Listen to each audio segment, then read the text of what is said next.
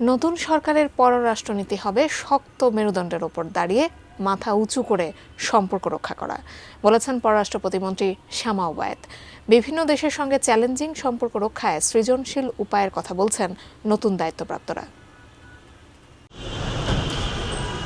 নতুন সরকারের দ্বিতীয় কার্যদিবস হলেও পররাষ্ট্রমন্ত্রী ডক্টর খলিলুর রহমান এবং প্রতিমন্ত্রী শামা ওবায়েদ নিজ মন্ত্রণালয়ে আসেন বৃহস্পতিবার সকালে। নতুন মন্ত্রী প্রতিমন্ত্রীকে ফুল দিয়ে স্বাগত জানান কর্মকর্তারা। শুরুতে মন্ত্রণালয়ের জ্যেষ্ঠ কর্মকর্তাদের সঙ্গে বৈঠক করেন নতুন দায়িত্বপ্রাপ্তরা। প্রথম দিনে করণীয় নির্ধারণে সৃজনশীলতার কথা বলেন মন্ত্রী খলিলুর রহমান।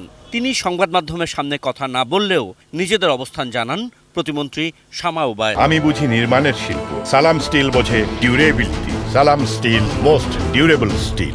বাংলাদেশের মেরুদণ্ড সোজা করে বাংলাদেশ সকল দেশের সাথে, সকল রাষ্ট্রের সাথে যোগাযোগ রাখবে, কথা বলবে, বন্ধুত্ব রাখবে।